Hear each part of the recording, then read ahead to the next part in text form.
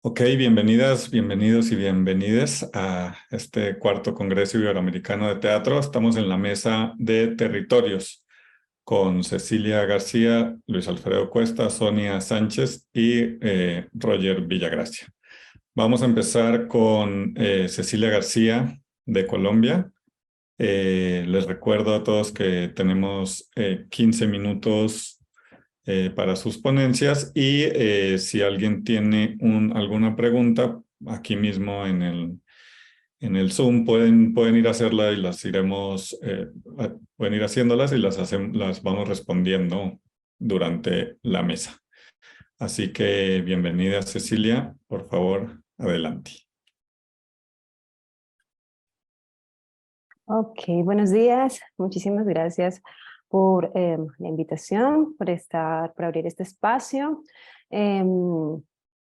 Bueno, creo que tenemos poco tiempo, así que sin más preámbulos empiezo a compartirles un poco de esta experiencia. Quisiera volver a saber cómo hago para compartir video.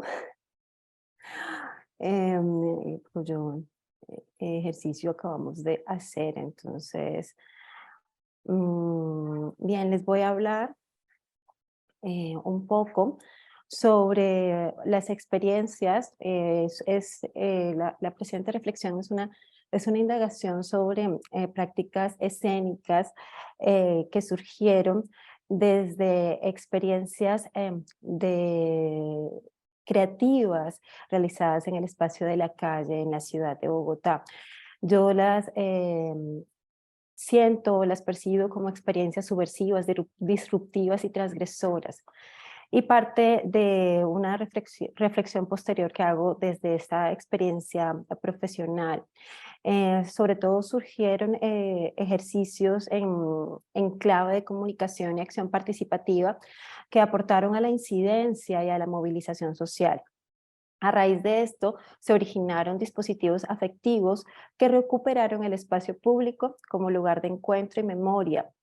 Estos ejercicios iban desde la reapropiación de juegos infantiles hasta intervenciones públicas en las que se facilitaban diálogos con los transeúntes en torno a temas como experiencias de vida, intercambios de saberes y entrevistas que indagaban sobre los sueños y las pesadillas. Estos gestos expresivos ocurrieron en espacios de uso común y abrieron la posibilidad de co-crear imaginarios compartidos para repensar, recrear y reconectar desde una misma voz.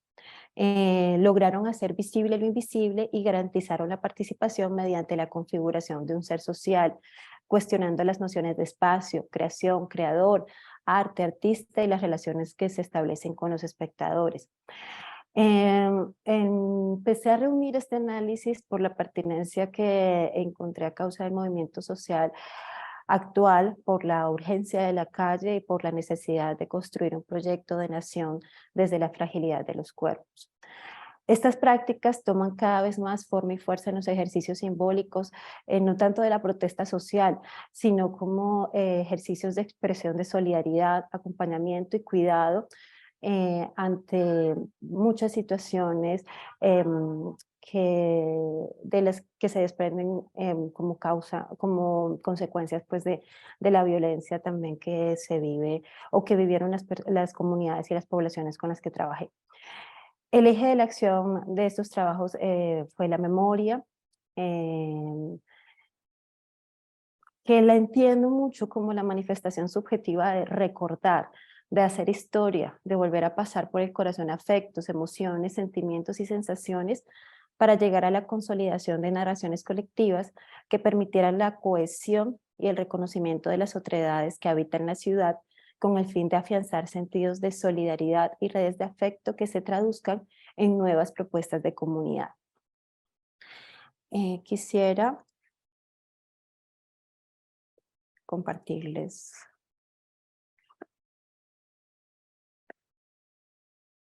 Okay.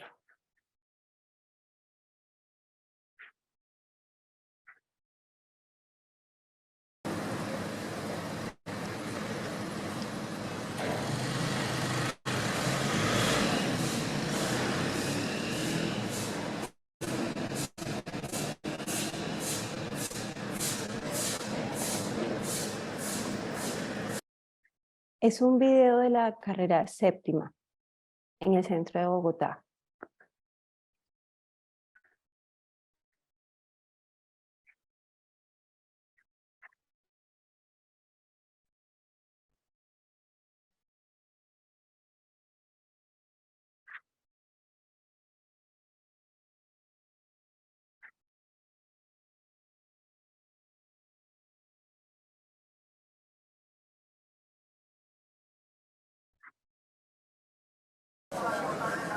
Estos son fragmentos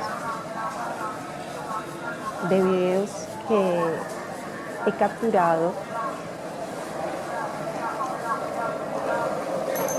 de mi observación de la ciudad.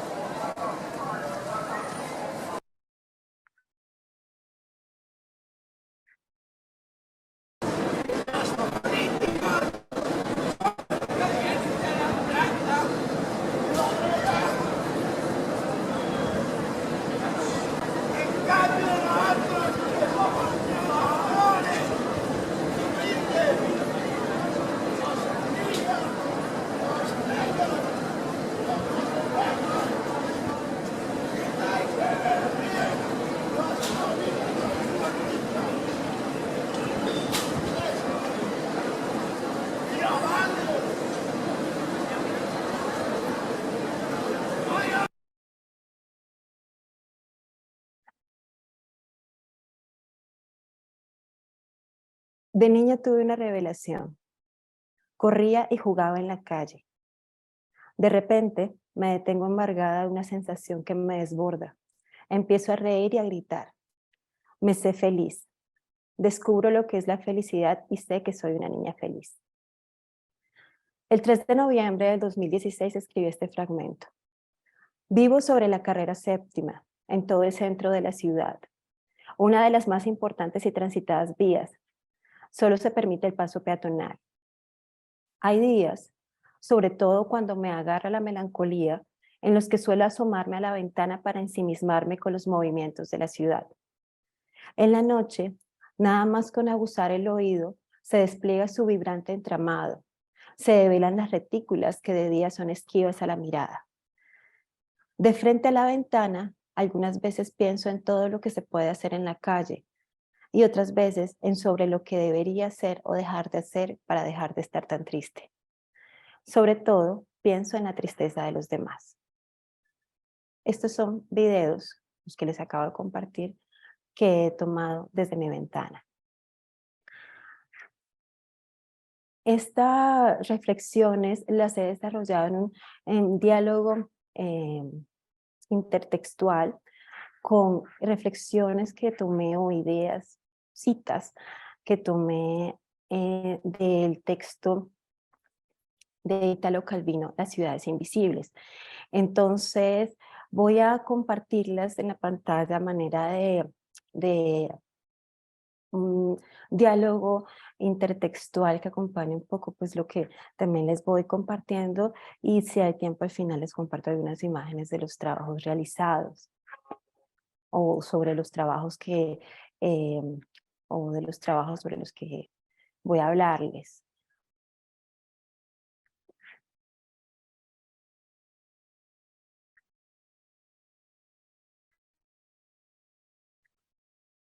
Entonces quisiera volver a Calvino.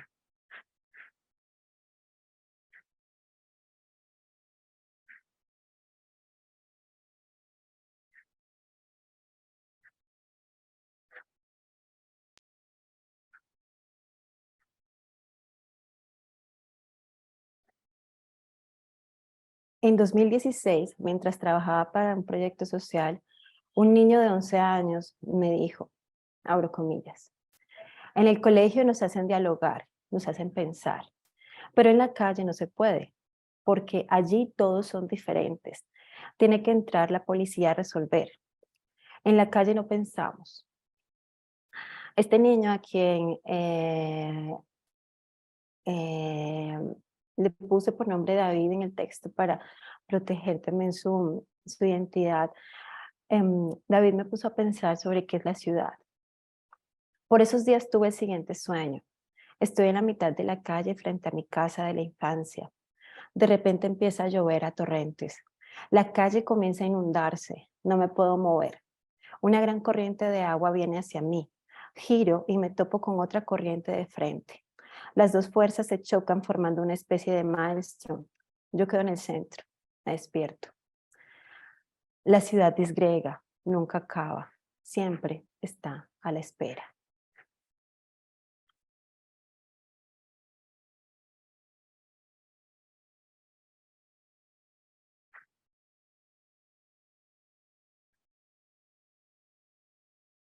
La calle es el espacio apropiado para la conexión, el lugar de las fugacidades, de los encuentros y los desencuentros, de la expresión y también, y aunque no lo consideremos a veces, de los afectos. Pequeños acontecimientos son el origen de significativos gestos afectivos que se convierten también en la posibilidad de hablarnos con honestidad, de corazón a corazón.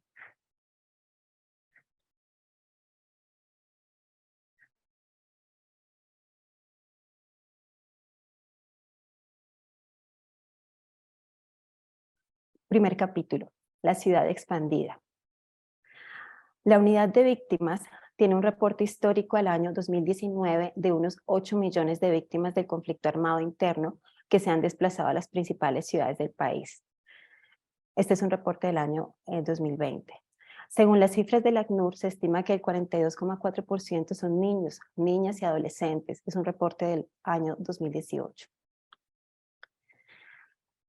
Niños, niñas y adolescentes llegan expectantes a habitar esta nueva ciudad. Son reubicados con sus familias e ignoran las dimensiones reales de la metrópolis que amenaza con tragarlos y a la que se enfrentan con tiento. Con la implementación de diferentes experiencias creativas, se brindaron recursos para que estas nuevas generaciones concibieran caminos de desobediencia, de expresión, de diálogo, de discusión de vuelta a la calle, recuperando la ciudad como escenario y puesta en escena, en un sistema en el que, sí, la opresión se maneja en los márgenes de lo subliminal. A través de esto se lograron maneras de repensar la calle, de estar en la calle, de apropiarse de la ciudad, de suscitar acontecimientos. Y aquí entiendo el acontecimiento desde la propuesta que hace CISEC. Las acciones acontecimentales son la generación de gestos perturbadores que suceden de repente e irrumpen el curso normal de las cosas para que surja la conciencia de aquello desconocido. En la calle y para la calle.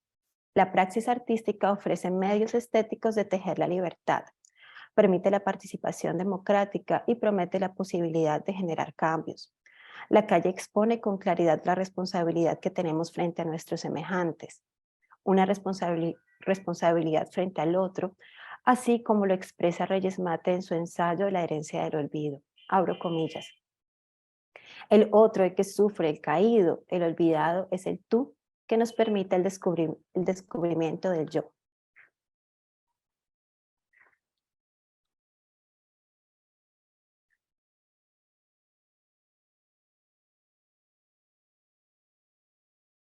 La memoria. Los procesos de recuperación de memoria a través de la creación artística implican situarnos desde quien recuerda y la capacidad que tiene de construir a partir de esos recuerdos. Es un ejercicio dinámico de recuperar lo perdido y de autorreconocimiento. La memoria parte de una experiencia subjetiva y personal. La cuestión se dirige a cómo recordamos lo que recordamos. Cada quien se narra su propia historia desde la necesidad de reconstruir lo que fue, lo que está haciendo y lo que será. Esto es, de encontrarle sentido a su existencia. Se trata, como dice Boaventura de Sousa, abro comillas, de nuevas constelaciones donde se combinan ideas, emociones, sentimientos de espanto y de indignación, pasiones de sentidos inagotables. Son monogramas del espíritu puestos a la disposición de nuevas prácticas rebeldes e inconformistas. Cierro comillas.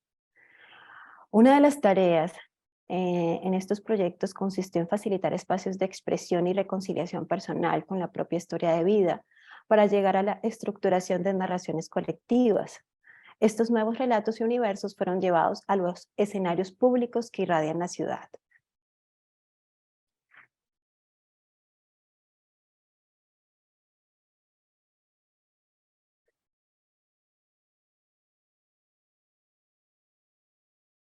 Capítulo 4, de vuelta a la vida.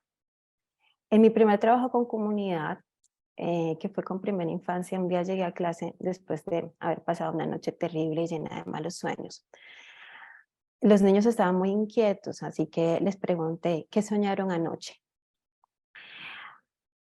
Se produjo un silencio, al principio se produjo un silencio que me asombró, y luego se produjo una marejada de ideas, pues todos los niños y las niñas querían relatar lo que habían soñado hasta ese día. Me llamó mucho la atención una de las niñas que me llamó aparte para decirme que había tenido la noche anterior un sueño horrible. Tenía 5 años. Me cuenta que en el sueño, ella y su hermano y su mamá están dentro de un carro que empieza a llenarse de muchos payasos que la asustan. Y en ese momento ella despierta aterrorizada.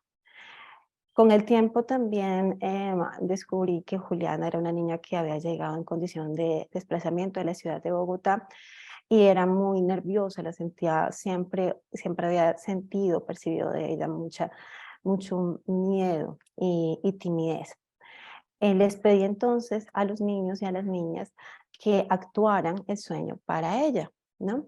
Y este ejercicio le aportó muchas cosas bonitas a esta niña, pues al final de haber actuado, representado su sueño, pues siguiendo algunos de los ejercicios también que se presentan, que podemos trabajar, herramientas que podemos trabajar a través de las estrategias del psicodrama y del teatro social, la niña fue encontrándole una solución a ese sueño, a qué podía ser dentro de la representación del sueño. Y al final de ese año, al final de ese proceso, la niña me llama aparte y me dice que ya no le tiene tanto miedo a los monstruos. Desde estos relatos, desde conectar con los relatos de los sueños, se descubrieron los miedos, deseos, anhelos e historias insondables de los niños. Esto permite, sobre todo, situarnos en el lugar del otro desde una experiencia común, la manifestación inquietante del extraño que nos habita. Los sueños suelen ser perturbadores.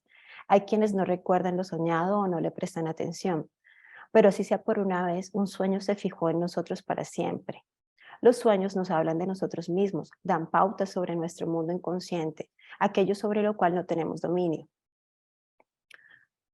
Pregunto, ¿qué soñaste anoche? ¿Qué soñaron anoche?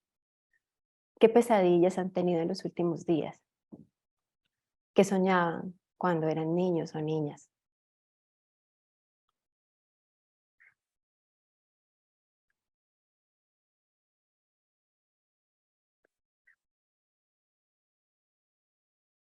De la carrera séptima a los márgenes de la ciudad. Esta herramienta de indagar por los sueños y las pesadillas se convirtió en una de mis preferidas. A los años me vinculé a un proyecto de carácter social que atendía a población infantil y adolescente víctima y afectada por el conflicto armado interno en el país y que se encontraba desplazada en la ciudad. En este proceso implementé además un diario personal en donde se llevaba el registro de lo que soñaban. También se grabaron y emprendieron entrevistas con la misma premisa de los sueños y las pesadillas. Iniciativas con las que se pensó consolidar un proyecto de radioarte y surgió un equipo de reporteros llamado Pescando Cangrejos que le permitió a los integrantes reconocerse y crear redes afectivas a través de sus sueños en medio de un contexto social que los condena a la disgregación social y cultural, en la cual además de perder sus referentes y valores son desposeídos de su identidad, incluso incorporizados.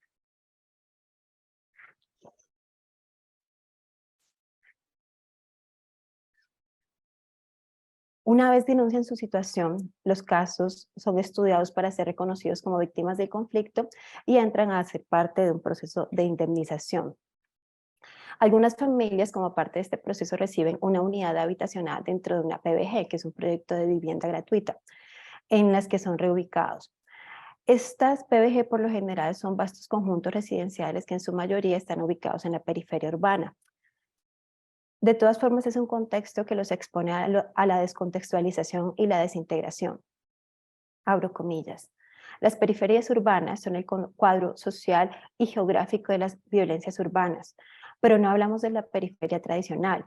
Nos referimos a las grandes urbanizaciones de hábitat social colectivo, torres y grandes edificios alineados, construidos fuera del centro de la ciudad, que se han convertido en barrios desfavorecidos, difíciles, en zonas urbanas sensibles. Cierro comillas, es una cita de Herring del año 2008.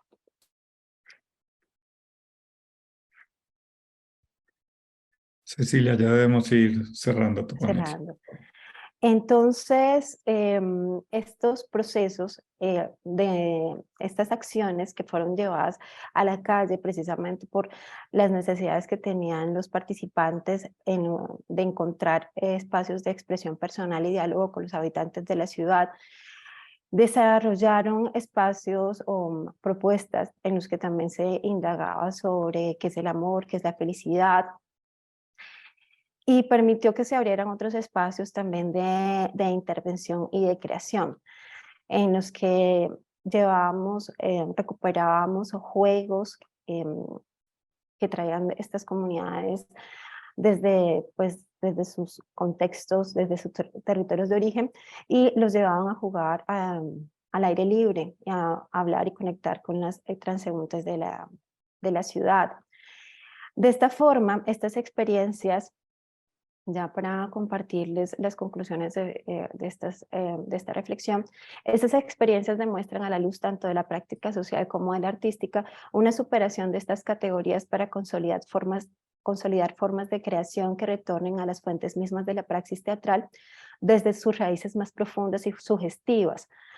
Me refiero a que el teatro concebido por Artaud, como abro comillas, el teatro puede utilizar aún sus posibilidades de expansión, de desarrollo en el espacio, de acción disociadora y vibratoria sobre la sensibilidad.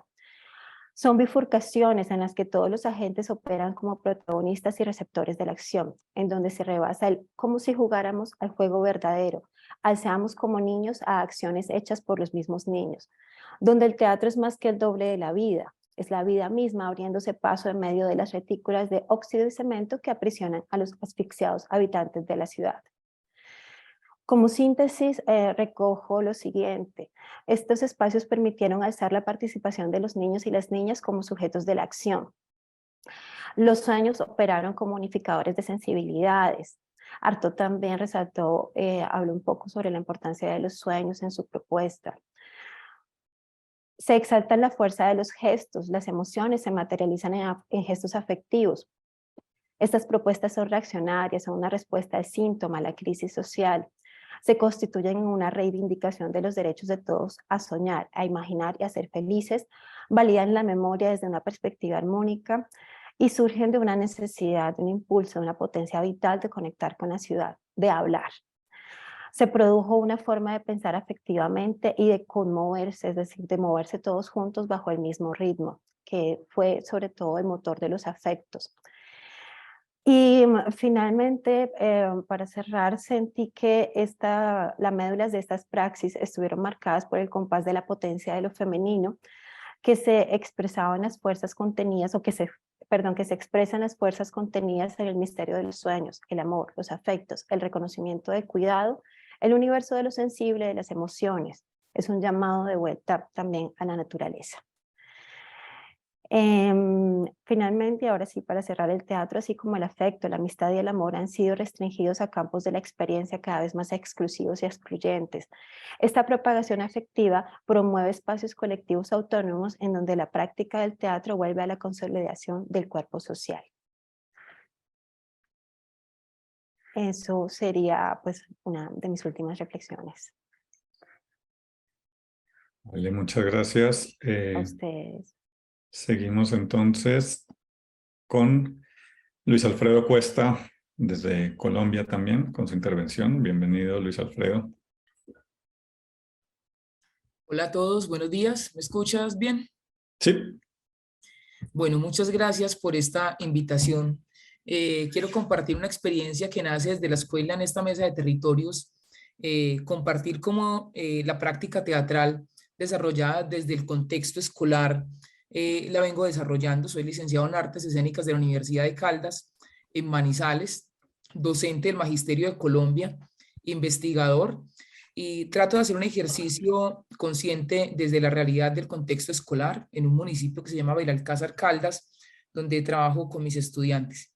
Quisiera entonces compartir un poco de lo que estamos desarrollando, de la presentación, y hablarles de las prácticas teatrales en el desarrollo de habilidades sociales y cómo este ejercicio ha venido configurando desde la escuela un espacio de creación y de aprendizaje. Regálame un segundo, por favor. Creo que ya pueden ver mi pantalla, ¿cierto? Ahí se está cargando, ¿sí? Bueno.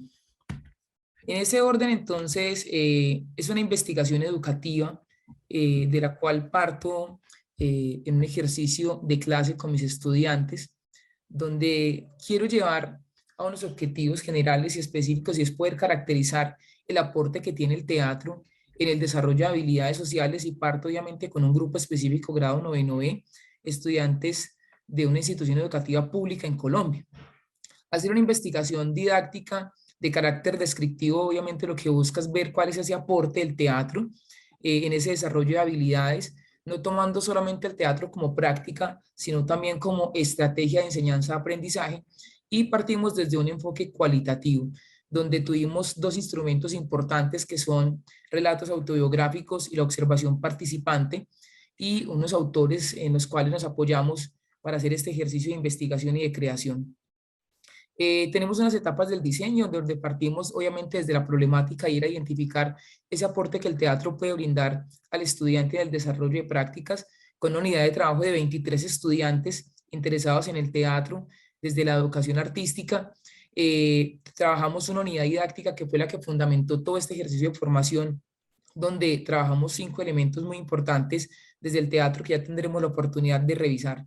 En este ejercicio entonces de investigación partimos desde las autobiografías como esa construcción personal del estudiante, donde él puede hacer esa acción comunicativa y generar esas relaciones sociales con sus compañeros, buscando un elemento primordial que era describir desde la memoria, desde la imagen, la experiencia, aquellas realidades que tienen los estudiantes y que vienen cargadas de sus emociones, de sus vivencias, de la experiencia, de la forma en que viven, de la forma en que se comunican, de la forma en que la cultura llega a sus barrios o a su escuela. Y esto nos da entonces una fuente histórico-educativa de lo que es la escuela, de lo que es la realidad educativa y de lo que el teatro puede hacer allí. En el siguiente elemento de las habilidades sociales, partimos entonces que desde el teatro queríamos trabajar esa capacidad flexible que puede ser innata o aprendida desde el autoconocimiento que podemos tener y con ello facilitar la expresión, la comunicación y la relación con el otro, teniendo un elemento importante que es el aprendizaje desde el teatro de habilidades que pueden partir desde la observación, desde el modelo, desde el ensayo y desde la práctica y la retroalimentación. Desde mi rol de docente pedagogo en teatro, tomo la observación participante para poder describir esas situaciones existentes en los estudiantes en el aula de clase, poder leer, interpretar y comprender la realidad que ellos estaban viviendo y a partir de allí descubrir esas situaciones con datos reales que se llevan a un interés investigativo. Apoyado entonces por Stanislavski, Boal, Lecoq y Grotowski, partimos la pedagogía teatral como una estrategia activa que trabaja las etapas del desarrollo, tanto cognitiva, psicomotriz y afectiva, y que van desde la práctica a una práctica que es colectiva y social, que tiene unos códigos de comunicación y unas formas de expresión e interacción. Y en Melish nos apoyamos para el conocimiento del cuerpo, desde lo que se entrena, desde lo que se crea y desde la técnica teatral que nosotros tuvimos la oportunidad de desarrollar en el aula de clase con nuestros estudiantes. En uno de los resultados que obtuvimos empezando el proyecto de investigación era poder identificar cuáles eran esas habilidades que los estudiantes tenían antes de hacer una intervención didáctica con el teatro. Y encontramos que nuestros estudiantes escuchaban, se presentaban, expresaban sentimientos, tenían empatía, iniciaban una conversación, daban las gracias y participaban y tomaban decisiones y seguían instrucciones. Esto apoyado desde una escala de evaluación de habilidades que plantea Goldenstein. Y nosotros partimos entonces desde la unidad didáctica de enseñanza del teatro con 5 elementos: la actuación, la dinámica corporal, la técnica vocal, la escenotecnia y el montaje. Bajo estos 5 elementos de enseñanza partimos nosotros todo un proceso de investigación que lleva 2 años desarrollándose en el contexto escolar. Desde la actuación trabajamos la improvisación, el juego dramático, la estructura dramática aristotélica, trabajando con nuestros estudiantes la presentación, el nudo, el clímax, el desenlace. Trabajamos la caracterización y la construcción del personaje. desde movimientos individuales y colectivos, el cuerpo y la voz y las acciones, y todo esto siempre tratándolo de relacionar con la habilidad social. En este momento, desde la actuación, trabajamos habilidades de planificación, que era determinar las propias habilidades que los estudiantes tenían y las habilidades que estaban relacionadas con los sentimientos. Cabe mencionar que nuestros estudiantes al principio se hace esta investigación porque muchos de ellos tenían problemáticas de convivencia en el aula escolar y en el colegio. Muchos de ellos les daba pena salir al frente. Muchos de ellos hablaban muy suave, unos tonos de voz muy suave, pocos expresivos y con mucho miedo de enfrentarse a las demás personas. Y por eso es que decido con ellos hacer este tipo de investigación educativa que nos llevara a encontrar ese tipo de respuestas que desde el teatro nosotros podríamos dar.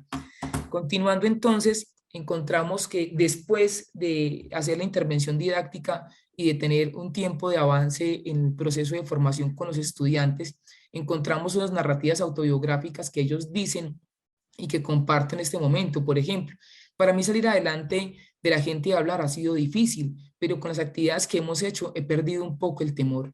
Lo más difícil para mí es actuar porque me da nervios y pena del público. Otros estudiantes, narrativa autobiográfica 1, he aprendido a trabajar en equipo, a sentirme seguro frente al público y he aprendido a actuar. Estos elementos dan como resultado el proceso formativo que desarrollamos en teatro con los estudiantes, y estas narrativas obviamente nos dan ese soporte para mirar cómo el teatro hace ese tipo de transformaciones en la escuela. Como resultados, nuestros estudiantes desde la actuación se concentraron, crearon, se observaron cada vez más estos estudiantes realizando ejercicios teatrales con mensajes comunicativos que fueron enriquecidos con lenguajes simbólicos. Desde la dinámica corporal, trabajamos el conocimiento del cuerpo, la exploración, el entrenamiento, la expresión, la creación y el lenguaje artístico y estético, con habilidades de planificación, que era establecer objetivos, determinar habilidades y concentrarse en una tarea. Como relatos, al principio, poder hacer ejercicios corporales con diferentes ritmos y expresiones era muy difícil porque debía uno concentrarse en muchas cosas a la vez. Luego que fui aprendiendo, pude mejorar y no equivocarme en los ejercicios. Contar historias sin hablar es muy difícil porque uno tiene que expresar mucho con el cuerpo y uno no sabe si el otro está entendiendo. Narrativa 8. Pude comprender cómo el cuerpo toma diferentes posiciones según la emoción y el sentimiento que está expresando. Narrativa 15. Los ejercicios de relajación fueron muy buenos para descansar, imaginar y luego uno concentrarse en las clases. Y narrativa 20. Mejoré la coordinación y la expresión corporal. Pude encontrar otras formas de mover el cuerpo. Estas narrativas, como les comparto acá, nacen de los estudiantes. Esos ejercicios que el teatro nos lleva a que no solamente es desarrollar una puesta en escena, una construcción de un vestuario, de una escenografía, sino también cómo el teatro aporta ese sentido desde lo humano, donde narrativas como esta, que he aprendido a ser más seguro de mí, porque antes no tenía como seguridad en mí, ser más creativa, expresarme como soy, aprender a trabajar más con mis compañeros. Lo más difícil fue adaptarme a contar mis problemas, a contar con mis compañeros y cambiar un poco temperamentalmente. Esa era mi semblante anterior y lo logré cambiar. He aprendido a manejar mis inseguridades. Estos elementos entonces nos dan a nosotros como ese punto de partida de cómo desde el teatro hacemos este tipo de transformaciones. Luego desde la técnica vocal trabajamos la relajación, la respiración, la vocalización, la modulación y la proyección. En vestuario, el trabajo en equipo, el sentido estético, el respeto y la creatividad, con habilidades sociales como el pedir ayuda y tomar una decisión. Este proceso que nace desde la escuela, nuestros estudiantes tomaron diferentes roles en este ejercicio, algunos desde la puesta en escena como actores, otros como diseñadores de vestuario y de escenografía, otros como constructores de ese vestuario y de esa escenografía, otros como dibujantes. Entonces, esto nos da la oportunidad de que el teatro le defina a los estudiantes diferentes roles en los cuales ellos pueden participar. Y desde las habilidades sociales, cómo ellos aprenden a convivir en grupo, cómo ellos aprenden a relacionarse. Quisiera entonces, antes de cerrar como con las conclusiones, poder hablar un poco de la realidad de nuestra educación en Colombia y por qué para nosotros es importante este ejercicio. Voy a leer un poco lo que ha sido el escrito de esta investigación. El teatro es una metáfora de vida y es expresión humana y compleja, creativa, rica desde su complejidad, se carga de signos comunicativos, integra distintos lenguajes, corporal, plástico, sonoro, verbal, es interdisciplinar y transdisciplinar. esto apoyado desde Motos 2009. Por su parte, García 2015 destaca el papel del teatro en la educación, afirmando que este permite que el estudiante, por medio de la experiencia en la práctica dramática, pueda percibir las interacciones humanas o empatizar con el otro e integrar puntos de vista alternativos, utilizando símbolos y expresiones. A través de las actividades propias de la práctica teatral, se enlazan un conjunto de competencias como la creatividad, la comunicación, la cooperación, la sociabilidad, la resolución de problemas, el trabajo en equipo y la naturalidad. El teatro escolar ha tenido poco desarrollo en la escuela y son múltiples las causas que han ayudado con esto, siendo, por ejemplo, mencionar algunas. Por una parte, encontramos la poca profesionalización en el área de la mezcla entre artista y pedagogo, esto viéndolo desde el contexto de Colombia. La convicción para ejercer la labor docente, la poca demanda de profesionales en esta área para orientar un proceso académico formal. Esta conjugación de factores ha llevado a que el teatro desde la escuela se haga de manera empírica, utilizando como herramienta para socializar en actos culturales o recreativos. Para finalizar, tanto la investigación como la creación tienen relaciones en las que se entrelazan y las conllevan la generación de conocimiento. En ambas se viven procesos estructurados que contienen reflexión, análisis, búsqueda, exploración y respuestas. Asimismo, encontramos elementos que distancian.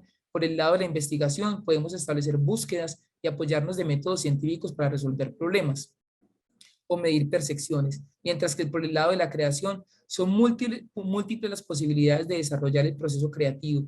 Desde esta perspectiva, en la expresión artística, se suscriben diferentes manifestaciones artísticas, la danza, el teatro, la música, las artes plásticas, entre otras.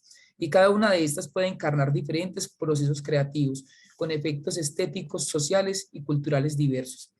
Quisiera entonces contar un poco más de la experiencia. Nosotros desde la investigación leímos el libro Alicia a través del espejo de Lewis Carroll y estuvimos haciendo desde la investigación unas consultas de los relatos que ofreció la Comisión de la Verdad en Colombia. Hicimos un ejercicio de investigación donde cómo mirábamos la realidad que cada uno de los estudiantes tiene para contar desde su casa, desde su cuerpo, desde su familia, desde su propia historia, y cómo estos relatos también los podíamos encontrar en el otro, y cómo el teatro le permitía a ellos, a nuestros estudiantes, poder contar la historia. Y es desde aquí, desde esta mesa de territorio en el Congreso, que quiero compartir la importancia de llevar el teatro al contexto escolar. En las escuelas públicas de Colombia se invierte muy poco o se cree muy poco en el teatro. Existe la educación artística, pero la orientan de una forma desarticulada bajo unos lineamientos del Ministerio de Educación y de Cultura, pero que no son muchas veces aterrizadas a los contextos o las realidades escolares. Y esto nos ha llevado entonces a que el mismo ministerio, las mismas instituciones educativas no le vean como la importancia que puede tener el teatro escolar y lo que nosotros podemos hacer desde el aula con el teatro. Nosotros vamos a hacer un festival de teatro en el mes de noviembre y participaremos de otros 2 festivales como invitados con la obra que estamos creando con los estudiantes a través del espejo, donde es una creación colectiva. Nuestros estudiantes han diseñado el vestuario, la escenografía, aprendieron a coser, aprendieron a moldear, y estamos haciendo todo un ejercicio de narrativas, donde mezclamos la tecnología, donde nosotros mismos creamos el vestuario, la puesta en escena, y podemos narrar desde la escuela esa realidad que se está construyendo desde el teatro. Poder tener también desde el teatro nosotros una alternativa para que el estudiante encuentre otros caminos para expresar, para crear, para formarse. Este ha sido un proceso que quiero resaltar que es muy bonito y que lleva a que muchos estudiantes les interese un poco más el teatro. Tendremos la oportunidad ahora con un grupo de estudiantes de ir a Manizales y que ellos puedan ver teatro profesional y ver cómo el teatro también tiene otros diferentes lenguajes a los que nosotros estamos desarrollando, y ver poder esa multidisciplinaridad que el teatro y transdisciplinaridad que el teatro puede ofrecer desde la formación humana. En ese sentido, nosotros hemos querido ver el teatro como ese elemento importante desde el desarrollo, más que esa pedagogía teatral, como algo que es una estrategia activa, donde potencia esas etapas del desarrollo del estudiante, tanto cognitiva, psicomotriz y afectiva, y que tiene unos principios de metodología activa, donde se trabaja el mundo afectivo, y ese mundo afectivo es de las personas. Como vocación humana, ese principio también del teatro nosotros lo tomamos como una disciplina que es para todos, que está por encima de la vocación artística, pero que está primando sobre lo que es la formación humana. Perdón.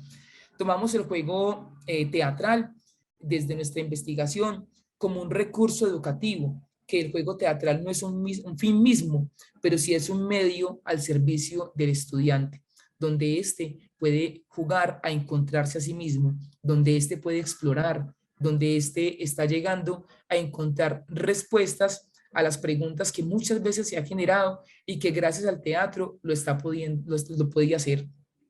Contamos también el teatro como una posibilidad objetiva donde se estimulan las capacidades y los intereses de ellos, tanto individuales como colectivos, y donde nosotros desde una actividad educativa se vivencia la educación artística como un estado del espíritu y como un impulso creativo, privilegiando obviamente el proceso de aprendizaje sobre el resultado artístico. Esto no queriendo decir que desde el trabajo que nosotros estamos haciendo no tengamos esa disciplina y ese rigor que requiere el teatro para crear un producto. Lo estamos haciendo, pero nos interesa sobre todo formar mejores seres humanos y más en el contexto socioeconómico que están nuestros estudiantes, que es un contexto socioeconómico bajo, donde muy pocas veces tienen la oportunidad de acceder a la cultura, a esos derechos culturales que todos nosotros tenemos por obligación y que bajo nuestra constitución están demandados. Ellos tienen muy poco acceso tanto a libros como a oferta cultural. En el municipio donde estamos no hay un teatro, no hay un proceso cultural que genere formación en los estudiantes ni en música, ni en teatro, ni en danza que sea liderado por una administración municipal. Entonces lo único que encuentran es la escuela, y en la escuela es ese momento donde ellos llegan a soñar y donde ellos llegan a crear. Y para nosotros por eso ha sido tan importante poder construir estos imaginarios desde el contexto escolar y cómo ese teatro como territorio. Finalizando entonces las habilidades sociales que nosotros trabajamos y poder esa relación teatro-habilidad social, que es una mezcla muy bonita, lo hablamos como esas capacidades o destrezas que pueden ser conductas aprendidas, y ahí encontramos esa respuesta. Podemos mejorar en esas situaciones o realidades que nosotros tengamos desde la escuela, desde un proceso serio que se estructure desde la escuela y que obviamente modifiquen la realidad escolar. Muchas gracias, Luis. Gracias. Seguimos entonces con Sonia Sánchez Fariña en esta mesa de territorio. Ella nos hablará de Elizabeth Nietzsche en Paraguay, territorialidad y discurso con mirada transatlántica. Hola, Bienvenida, buenas tardes. Sonia. Gracias por la invitación a esta mesa. Bien, quiero presentaros el montaje de la obra Elizabeth Nietzsche en Paraguay, del dramaturgo chileno Marco Antonio de la Parra, que fue realizado por el Laboratorio de Técnicas Performativas de la Universidad Complutense de Madrid, del que soy coordinadora, y que está dirigido por la profesora Nieves Martínez de Olcoz, que tenemos el gusto de que hoy nos esté acompañando. Pues bien, la peculiaridad de este montaje es que, además de encuadrarse dentro del teatro universitario, surge como resultado de una investigación realizada a lo largo de todo el curso académico 2020-2021. Y fue una investigación que se dirigió a tres áreas concretas. La primera fue la relación interdisciplinar de la génesis de la pieza, ya que la obra se sitúa en una frontera liminal entre el teatro y la filosofía. Para ello se convocó un seminario internacional con universidades europeas e iberoamericanas que reunió a investigadores del ámbito de la filosofía, del teatro y de la filología. En ese encuentro, investigadores como el profesor Jorge Dubati, a quien hemos tenido la oportunidad de escuchar aquí, o la escenógrafa y catedrática María José Martínez, entre otros muchos, en conversación con el propio autor, con Marco Antonio de la Parra, desvelaron resultados que fueron esclarecedores para la investigación que se estaba realizando sobre la pieza. El segundo punto fue el estudio del texto, con la presentación del volumen La tragedia del lenguaje, que incluye la pieza que iba a ser objeto de montaje, y se hizo en la Universidad Complutense en la Semana de las Letras. Y para ello contamos con la presencia de figuras de la cultura como el poeta José Francisco García Prados o el crítico teatral José Miguel Vila, o el profesor y director escénico Domingo Ortega, en conexión con el propio autor, con Marco Antonio de la Parra, que nos acompañó telemáticamente. Y el tercer punto fue la puesta en escena de la obra, atendiendo a todas las conclusiones que habíamos alcanzado tras ese proceso de investigación. Tanto el proceso de investigación como la puesta en escena fue realizado de modo colaborativo entre profesionales de las artes escénicas y estudiantes de los 3 niveles académicos, estudiantes de grado, de máster y de doctorado, que trabajaron juntos en todas las áreas del proceso, tanto de la puesta en escena como de la investigación, y conformaron un grupo humano intergeneracional, por supuesto, y también internacional, porque contamos con miembros provenientes de Nicaragua, de Chile, Cuba, Francia, Alemania, España, Argentina. Bueno, fue un grupo muy, muy heterogéneo. La pieza elegida aborda cuestiones como la relación entre verdad y palabra, la conformación de la mirada por el discurso y la performatividad que el propio discurso ejerce sobre quienes lo enuncian. Por tanto, es una obra densa, es una obra plurisignificativa, en la que solamente me voy a centrar en 2 aspectos: la presencia de Paraguay en la pieza y en el personaje de Elizabeth Nietzsche. La obra establece un diálogo con la filosofía de Friedrich Nietzsche y lo hace a través de la figura de su hermana, de Elizabeth, y un trasunto del propio Nietzsche, que está encarnado en escena en un viejo supuestamente loco. Os doy unos breves datos sobre la biografía de Elizabeth, porque tienen importancia para el conjunto de la pieza. La Elizabeth real histórica fue un personaje oscuro y perturbador donde los haya. Ella era 2 años menor que su hermano y estuvo muy unida a él en su infancia y en su juventud, hasta que en 1885 se casa con Bernard Foster, un maestro de escuela que tiene un marcado corte antisemita. A raíz de este enlace, la relación entre Friedrich y Elizabeth se distancia, no solamente por la separación que conllevaba la nueva vida de casada de la hermana, sino por el hecho de que Elizabeth hubiese hecho suyo el antisemitismo del marido. Esto fue algo que Nietzsche jamás le pudo perdonar.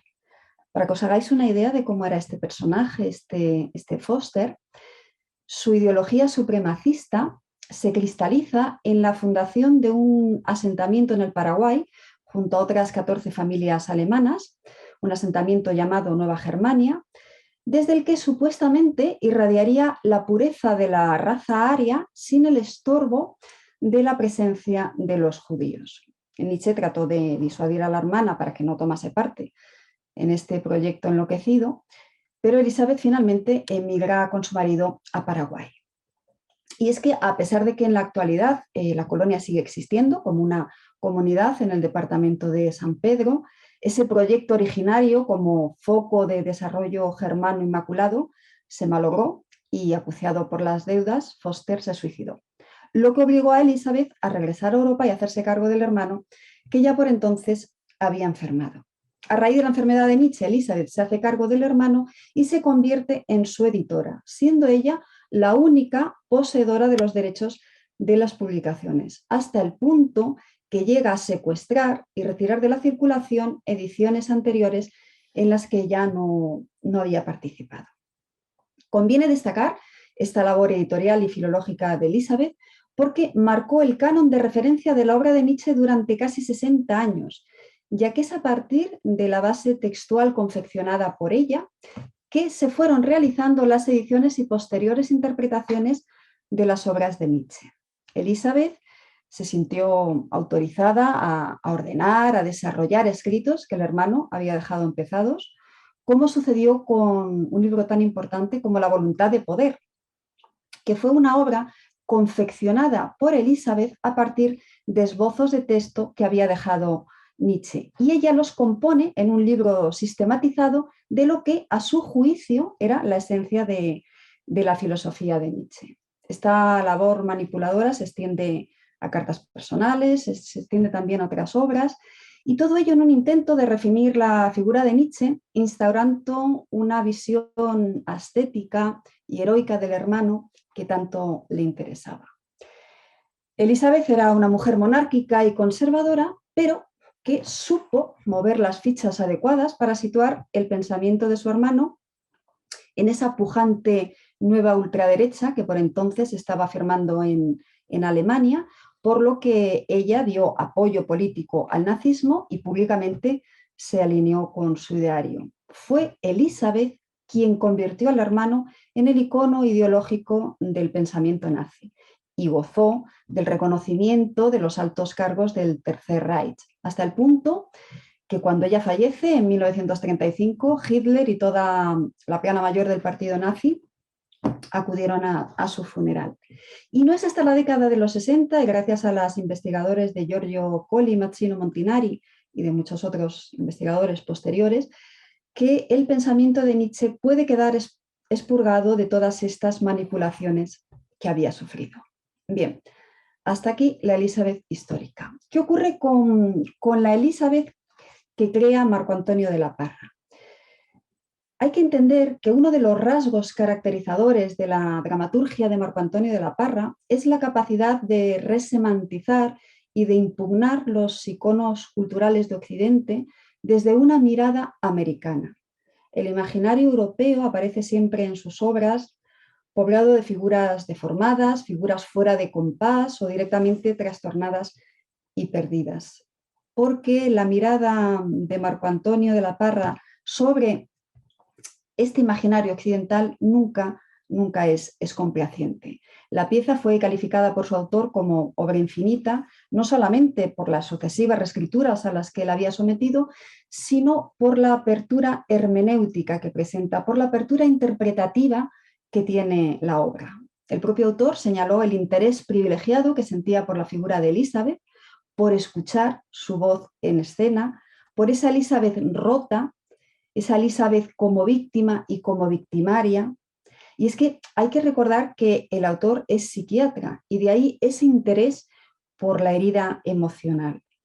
La Elizabeth que presenta es una Elizabeth mayor que revive con una fijeza neurótica los recuerdos de la Odisea paraguaya y es ahí donde discurso y territorio se dan la mano.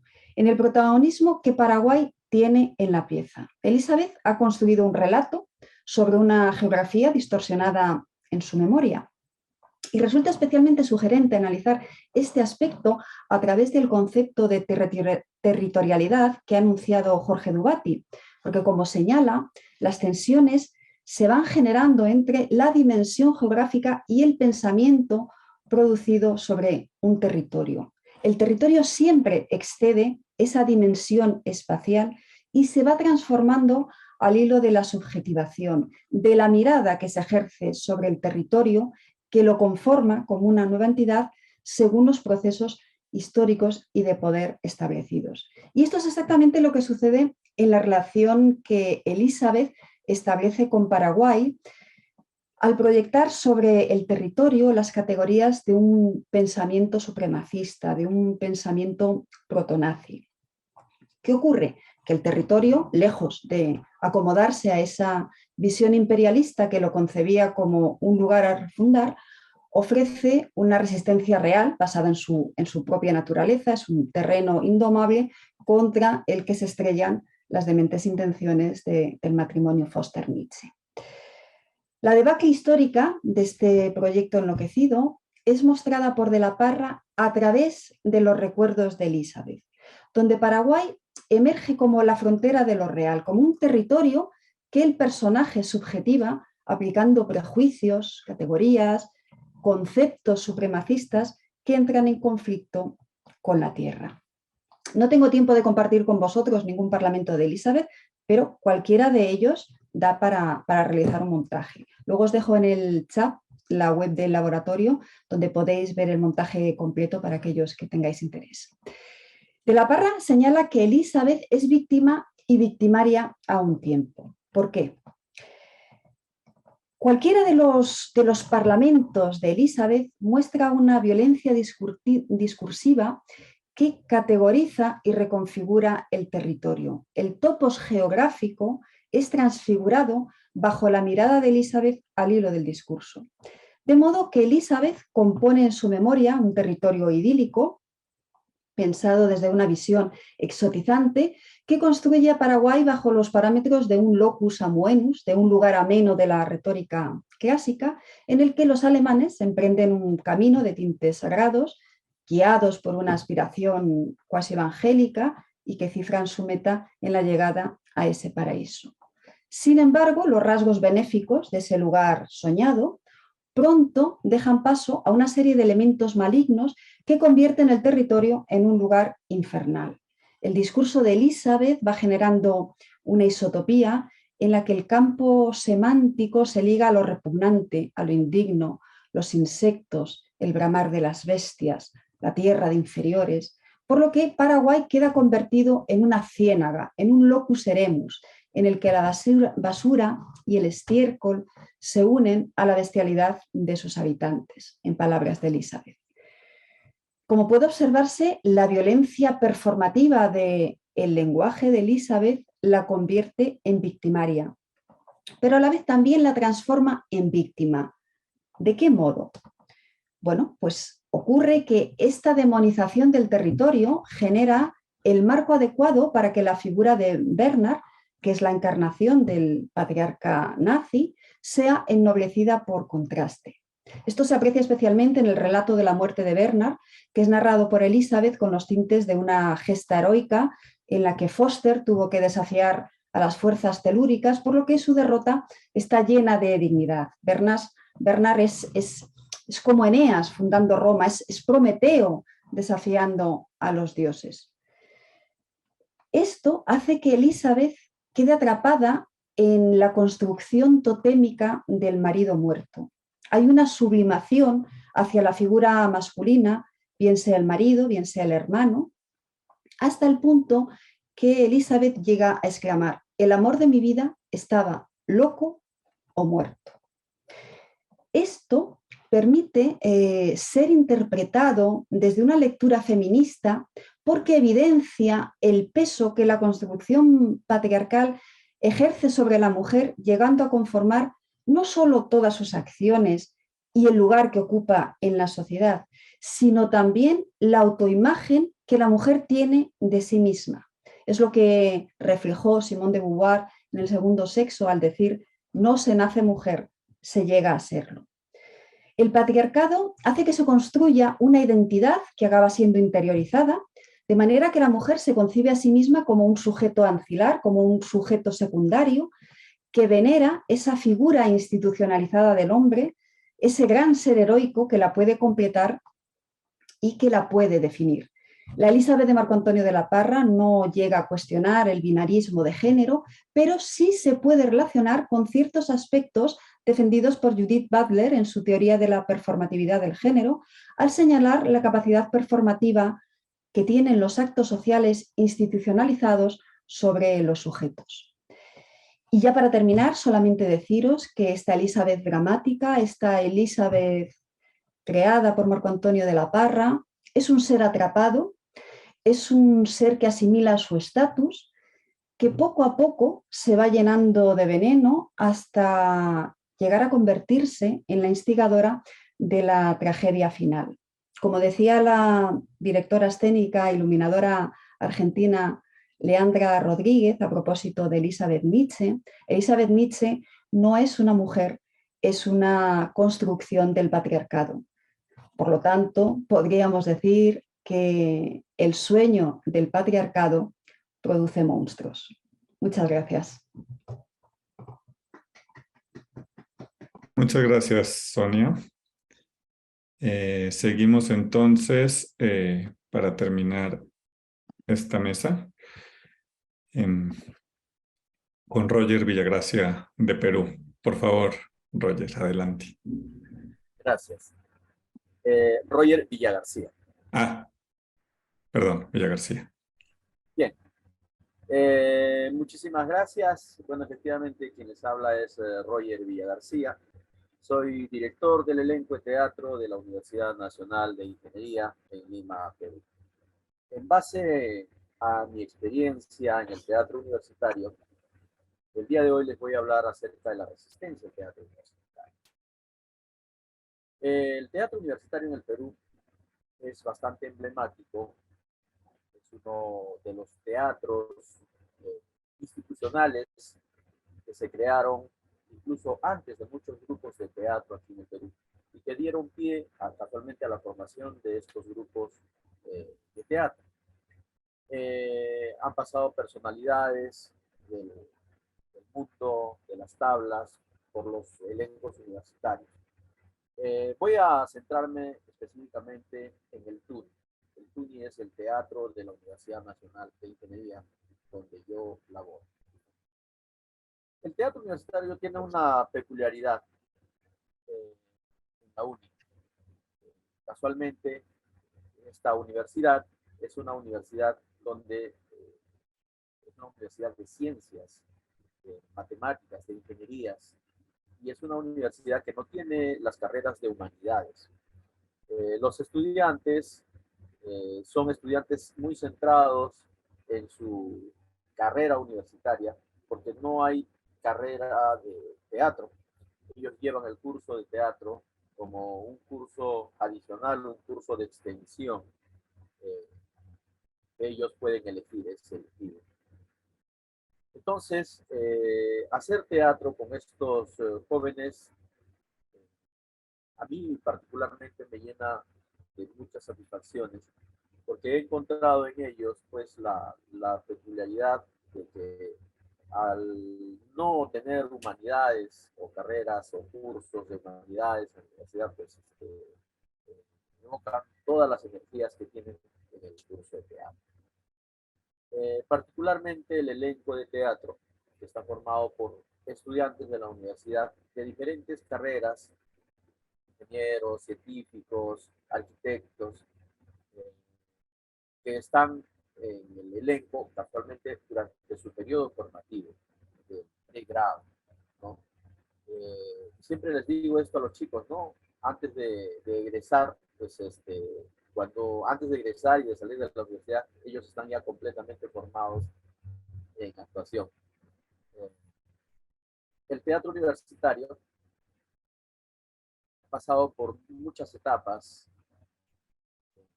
En los años 80 en el Perú hubo un problema social, el problema del terrorismo, y este problema pues trajo que el militarismo o el ejército del Perú intervenga a las universidades. Y prácticamente con esto pues al tomar las universidades desaparecieron los grupos culturales. El TUNI tuvo la oportunidad de sobrevivir gracias a los integrantes casualmente del elenco universitario, quienes hacían pues puestas en escena dentro de la universidad con mucha presión de parte de los militares que estaban siempre presentes, pero a pesar de todo esto lograron sobrevivir, lo que de repente con otras universidades estatales no lo lograron, simplemente desaparecieron. En el año 2003, cuando yo llego al TUNI,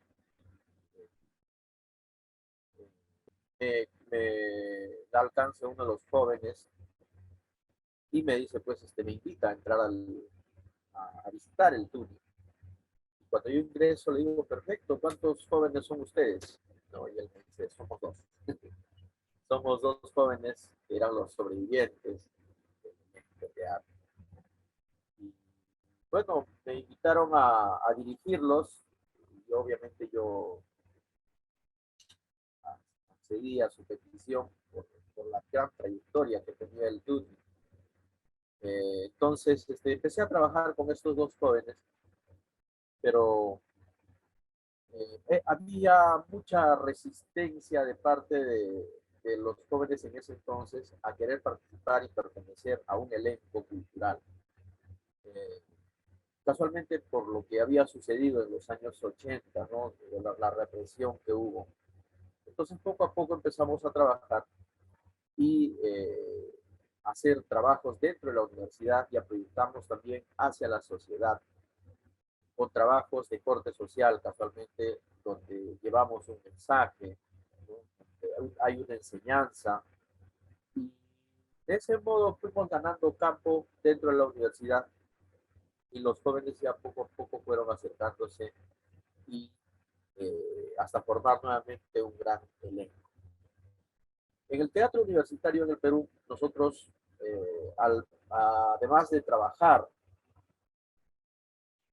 obras dentro de la comunidad, nos enfocamos en un encuentro nacional, que es el Encuentro Nacional de Teatro de todas las universidades del Perú. Entonces, este encuentro se realiza una vez al año y va rotando en cada departamento del Perú. Lo va organizando una universidad diferente cada vez. Y nos enfocamos en participar y retomar nuevamente la participación en los encuentros. Una vez que nos reinsertamos, pues nos dimos cuenta que había una gran diferencia entre lo que eran las universidades estatales y particulares en el Perú. Particularmente, aparte del apoyo que teníamos en nuestra universidad de las autoridades, que era bastante pobre, y hasta ahora, yo siempre exijo eso, no hay más apoyo de parte del Ministerio de Cultura. Eso es porque faltan políticas culturales. Entonces, otras universidades pues llevaban grandes montajes con gran escenografía, gran carga técnica, ¿no? Porque sus universidades pues particulares les solventaban todos esos gastos. Pese a todo esto, en las universidades estatales, porque es el caso de todas las universidades estatales, hay mucho nivel de actuación, nivel de dramaturgia, y eso se demuestra pues casualmente en los encuentros nacionales. El ENTUC, de que es el encuentro nacional, en los dos últimos años que vino la pandemia, casi se ven paralizados, ¿no? Porque esta pandemia pues nadie la esperaba. Vinieron de repente muchos cambios y tuvieron que dar un gran giro. Entonces pasamos de los años 80, que tuvimos este problema social que casi interrumpe las actividades culturales en las universidades, a otro problema que era la pandemia, el COVID-19. Así es que se suspendieron las clases y en esta suspensión pues había que buscar nuevas alternativas para poder hacer los cursos de teatro. En el caso del teatro ha sido muy, muy difícil, puesto que en el teatro se necesita el contacto. Es necesario tener ese contacto, esa respuesta, ese acercamiento hacia el público, ¿no? O interactuar con el compañero. En esta búsqueda tuvimos que investigar en todos los formatos virtuales y, bueno, a tener que adecuarnos a una ventana y continuar nuestras actividades.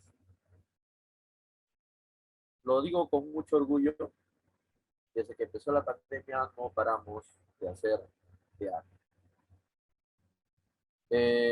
Tuvimos que sentarnos frente a una cámara, como el día de hoy, y empezar a investigar, empezar a buscar nuevas metodologías.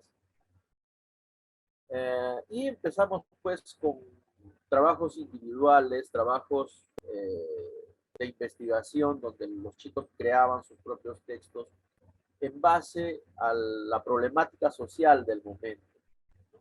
Entonces, de manera prácticamente individual, se iban desarrollando las clases y después ver la manera pues de cómo estos trabajos individuales tratar de unirlos y enlazarlos en un solo trabajo. La problemática social del momento se encargó de eso, ¿no?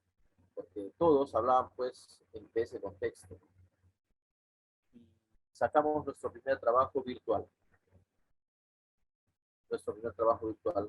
Que fue casualmente con estas ventanitas individuales.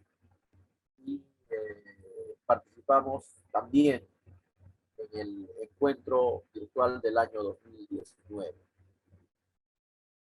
Nos dimos cuenta además que esta virtualidad, al margen de todo lo negativo, porque trajo mucha muerte, trajo aislamientos, pero el lado positivo fue que tuvimos acercamiento con universidades que de repente de manera presencial no podían participar. Entonces ampliamos la cobertura y ya no fue un encuentro nacional, sino un encuentro internacional, donde participaron universidades de Ecuador, Colombia, Argentina, incluso España, y enlazamos pues las redes, ¿no? Este intercambio trajo también cosas muy positivas, porque pudimos ver realidades de otros lares, de otros países, y de ese modo nosotros formamos redes internacionales donde tuvimos también ponentes extranjeros. Entonces ese fue el lado positivo hasta el día de hoy, creo, porque hemos mantenido ese vínculo. Y el año siguiente, fortaleciendo más aún, porque se llegaron a sumar muchas más universidades en el encuentro nacional. Entonces, hicimos de este problema una gran oportunidad, pero siempre extrañando el acercamiento, extrañando el aplauso, esa cercanía, los nervios de salir en un estreno. Afortunadamente, poco a poco ya se ha ido normalizando esta situación negativa. Hasta el día de hoy, aquí en Perú, todavía se mantienen algunas restricciones, pero sin embargo, en un 80% aproximadamente hemos vuelto ya a las tablas, a las aulas, a los talleres presenciales. Y esto nota pues que a pesar de estas dificultades, el teatro universitario sigue adelante. Sigue adelante, no se ha paralizado, si bien es cierto, las artes escénicas se han visto muy afectadas por esta pandemia, pues, económicamente. Entonces, pese a todas esas dificultades, en el teatro universitario hemos visto pues la manera de sobrellevar estas dificultades y fortalecernos más aún, porque siempre hemos estado haciendo lo que nos gusta, nos hemos dedicado a poder compartir y desarrollar este arte teatral. Esta experiencia de compartir en la virtualidad, hasta el día de hoy nos ha traído pues oportunidades muy grandes, porque al enlazar estas redes hemos tenido la posibilidad también de participar nosotros en muchos festivales en diferentes partes del mundo. En el año 2019 participamos en 13 festivales internacionales. En el año 2020 participamos en casi 25 festivales internacionales. Cabe decir que nosotros tuvimos que digitalizar las obras, nuestros montajes, para poder participar de manera virtual. Porque si bien es cierto, la pandemia no avisó y dijo voy a llegar tal fecha, así es que nosotros no teníamos la costumbre de digitalizar nuestras obras. Nos debíamos al público, hacíamos las funciones y y no pasamos más de una fotografía o grabar un cortito, pero nos vimos en la obligación de digitalizar obras completas. Para esto también fue bastante dificultoso porque los actores tenían que pasar por un proceso de prueba, de evaluación, de análisis médicos, para así poder juntarnos en pandemia, en plena pandemia, y hacer las grabaciones de nuestras obras. Gracias a Dios, uno de mis chicos del elenco contrajo la enfermedad. Nos pudimos cuidar muy bien y digitalizamos casi 8 obras de teatro que teníamos, y con estas obras pues hemos ido rotando en todos los festivales en Latinoamérica. Ha quedado un lazo bastante estrecho con muchos organizadores de festivales de teatro universitario. Y de tal manera estamos estableciendo ya otro tipo de trabajo, un trabajo mancomunado, como es el caso de la Universidad de Iquique, con el maestro Iván Vera Pinto Soto. Y ya se está empezando a hacer trabajos de dramaturgia en conjunto, crear revistas, hacer podcasts. Entonces, se está haciendo ya un trabajo más amplio, ¿no? Y ampliando también nuestras perspectivas y posibilidades dentro del teatro universitario. Esto pues amplía la visión también de los jóvenes y ver otras realidades, ¿no? Para poder nosotros también estudiarlo y tomarlo en cuenta. ¿Qué temática hacemos en el teatro universitario? Como lo dije ya, en el teatro universitario nosotros hacemos teatro de corte social. Hacemos teatros que tengan un mensaje, si bien es cierto, el teatro es un espectáculo, pero nos preocupamos que no solo sea eso, sino que sea un instrumento de cambio, un instrumento de reflexión. Entonces hacemos obras de ese contenido social.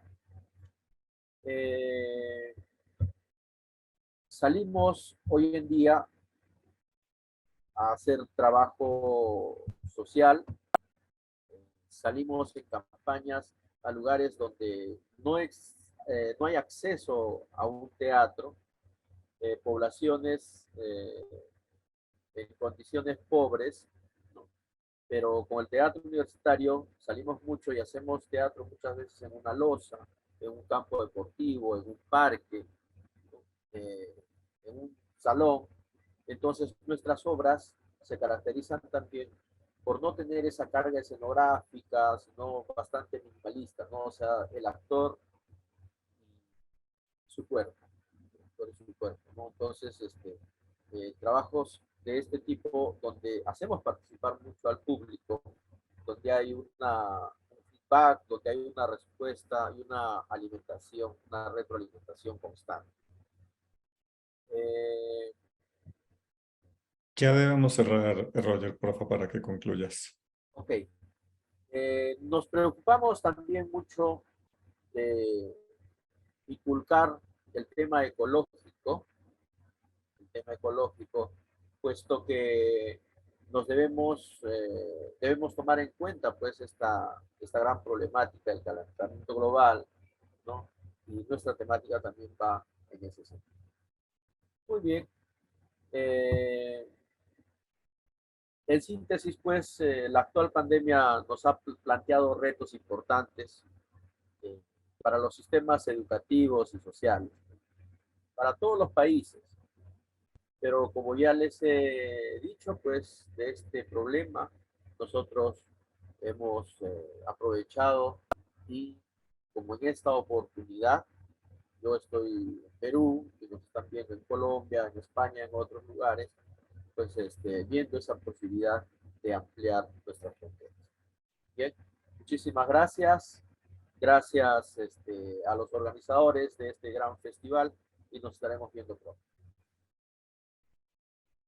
Muchas gracias, Roger, nuevamente disculpa mi dislexia con tu apellido. Así terminamos esta mesa. Tenemos un receso ahora de 5 minutos. A las 11:15 seguimos con la siguiente en el otro link que ya deben tener. Muchas gracias y nos vemos en un ratito.